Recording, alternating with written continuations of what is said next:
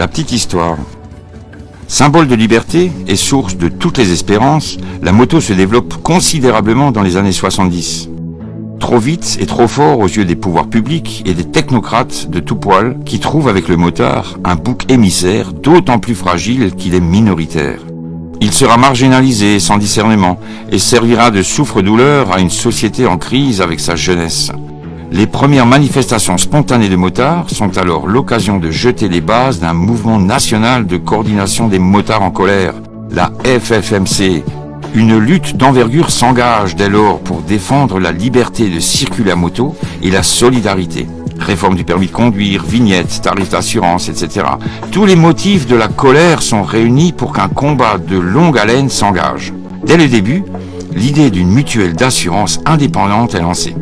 La souscription pour réunir les fonds débute en 1981 et mobilisera tous les motards de la FFMC jusqu'au bol d'or en 1983, date où les premiers contrats sont souscrits. Simultanément, le numéro 1 du Pavé dans la Mare est diffusé. Ce magazine sera distribué gratuitement pendant un an à tous les fondateurs de la Mutuelle des motards.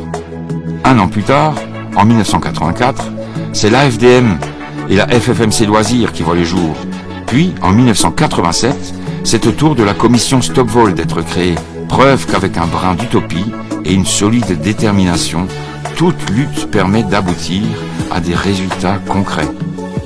Et la dernière structure issue du mouvement FFMC s'appelle la commission juridique qui est née en 1997. Voici une liste non exhaustive des résultats obtenus suite aux actions menées par la FFMC. La diminution de 40% des tarifs de péage autoroutier appliqués aux motos. La baisse des tarifs d'assurance consécutive à la naissance de la mutuelle des motards. La mise en place des Monsieur Moto dans chaque département. Le doublement des rails de sécurité, encore un peu trop timide. La création de la Fédération européenne des motards.